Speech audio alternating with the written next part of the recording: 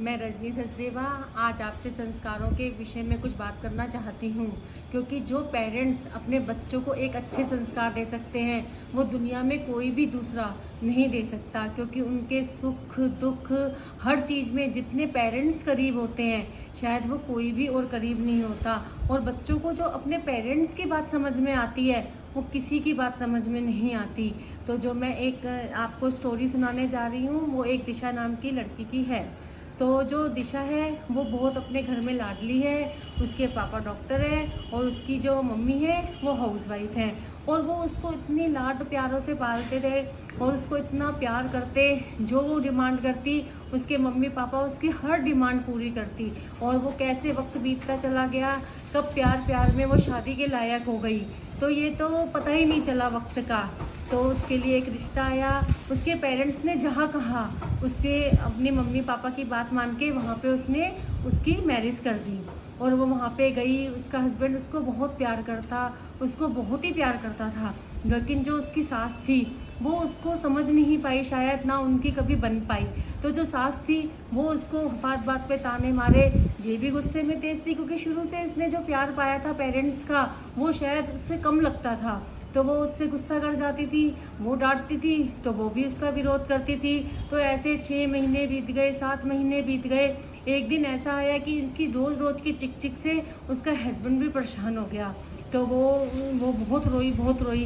वो अपने घर जाती है, मायके जाती है और अपने पेरेंट्स को पूरी बात बताती है।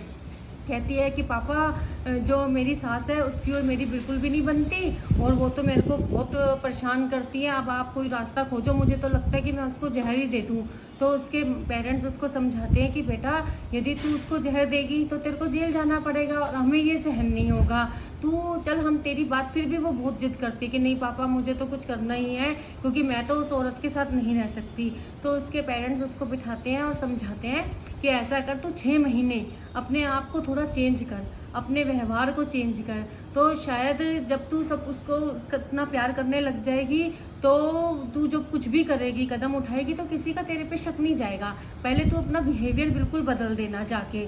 तो वो कहती है मम्मी पापा बिल्कुल पक्का फिर आप मेरी बात मानोगे? उसके पापा कहते हैं ठीक है बेटा मानेंगे, जो तू कहेगी वो करेंगे।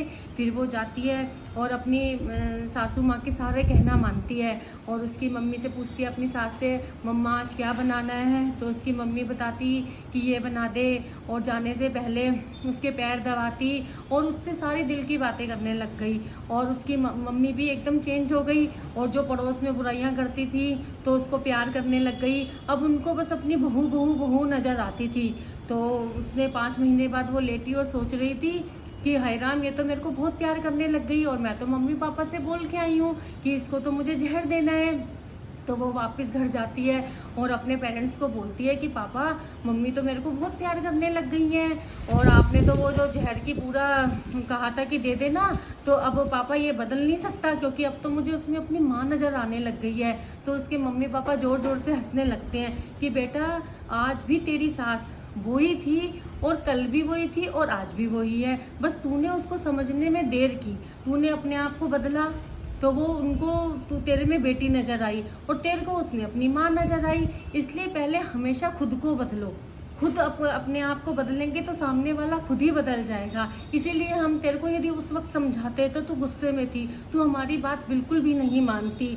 तो एक दिशा को एक नई दिशा मिली और उसने अपने पेरेंट्स से कहा पापा आपने मेरी घर बदल दिया। तो उसके पापा ने कहा बेटा जो जॉइंट फैमिली होती है उसमें हर किसी को अपना अपना योगदान होता है। इसलिए हर पेरेंट्स को अपनी बेटियों को एक नया रास्ता दिखाना चाहिए, नए संस्कार देने चाहिए जिससे ये जॉइंट फैमिली आज भी जिंदा रहे। और इसीलिए मैं आपको सबको कहूँगी कि अपने बच्चों को हमेशा अच्छे संस्कार दें। और अगर आपको मेरी ये कहानी पसंद आए तो लाइक और शेयर ज़रूर करें।